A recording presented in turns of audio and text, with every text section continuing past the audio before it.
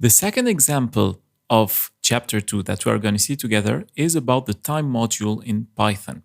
So we are first going to open this code that we have right here.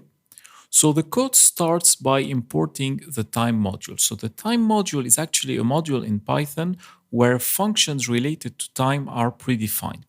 And functions related to time can be very useful to extract the current time, to create a clock, to create a calendar, to create anything related to time functions that are needed for your program.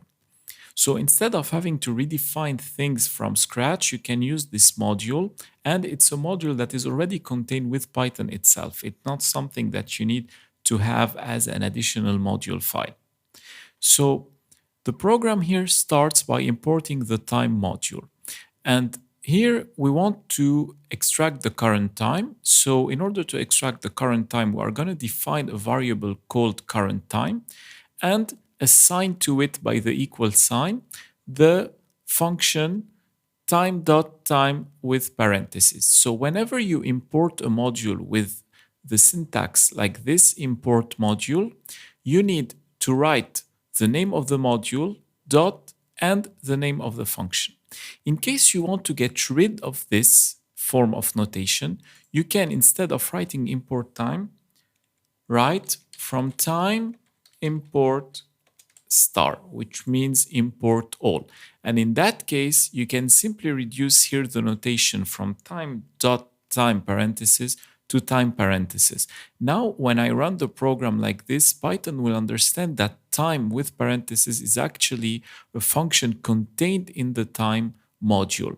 If I write import time only, I will need to specify every time I need to use the time with parentheses here function, I will need to specify the module before doing so.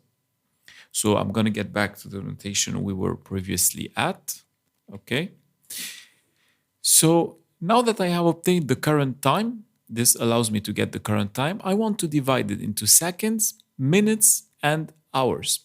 So now that I have the current time, in order to get the seconds, I'm going to define a new variable called total seconds, and I'm simply going to take the integer value of current time, because current time is actually a value that is going to be in seconds with decimals of seconds, so with fractions of seconds. In order for me to get a complete number of seconds, I need to get the integer value of current time. So meaning it's a value that is not float, that does not have any decimals.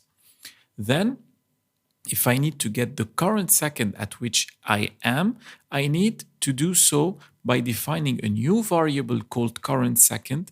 And by taking the total seconds that I have, I need to do a remainder by 60, because the seconds, they become minute every 60 seconds. So every time 60 seconds pass, I have a new minute.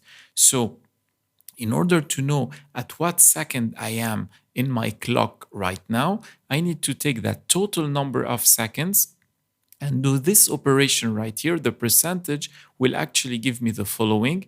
It gives me the remainder of this value by 60. So when I divide this by 60 and I obtain a remainder, this is what this whole syntax right here will give me. So for example, if I'm at the 60th second, I will obtain 0, meaning I am at the very start. So I have already been at 60 seconds. So there are no additional seconds, because 60 seconds give me 1 minute.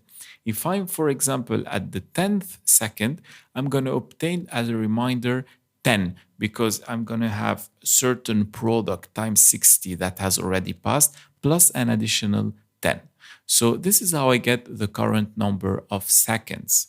Now, in order to obtain the total number of minutes, I will have to do the integer division of total second by 60. So the difference between this and this is that this one will give me a float value. It will give me a value with decimals, a value with something after the comma. But when I do a double slash right here, what it does is that it gives me only the integer value of this division that I have right here. So that way, now that I have the total number of minutes, I can extract from that the current minute at which I am. And actually, just as we have done for the current seconds, we are going to divide the total minutes using the percentage sign by 60, which is actually finding the remainder. This will give me back, return the remainder of total minutes by 60. Now for the hours, I will have to divide by 60 as well, because every 60 minutes gives me an hour, and with the integer value. However, for the current hour, I will have to do total hours with percentage 24, because every 24 hours I have a new day that starts. So we are going to run this program by going to File and open it as a project. We are going to discard the changes that we have done so far. We do not need to incorporate them to the program. And we are going to run it. So here, in case the program does not show right here, you simply have to go and select it right here. So now, once you do the run, it will show, okay, in case there's a problem with that, because sometimes it can happen. So we click on Show Current Time, and here is the current time GMT that is being shown. So as you see, we have actually all of these values that have been carried out, but all that we are returning are the values, the variables current hour, current minute, and current seconds, okay?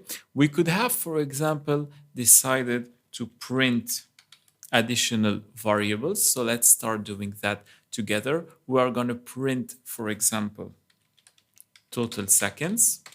Then with a comma, meaning that we need something additional, we are going to print, or let's go to the line to do that, to have them one under another. We are going to print total minutes. So we need to be careful when we write the notation. So the good thing is that we have here a variable v near total minutes and a suggestion to what to write in order for us to avoid doing any mistake. And that's the advantage of using an IDE. And here we are going to print the total hours. So now that we have these three variables right here, in case I decide to run the program once more, you see now it gives me here the four returns, one about the total number of seconds, one about the total number of minutes, and one about the total number of hours. And of course, you're going to ask me, what is the starting point? Well, in Python, the starting point is actually from January 1 at midnight in 1970. So this is the starting point of the counter in Python. Of course, you could decide to do another counter that starts at any time you want. You can define that in programming. You can do almost anything you want. But here, in order for us just to show the current time, we do not need to do anything more than this. So you see, for example, these three that I have, actually, I do not really need to have them. They are not that meaningful as much as current hour, current minute, current second. But it was just to show you two things. Any variable can be accessed in the main program, as long as we're not in a method that is private, which we're going to see later on in further chapters.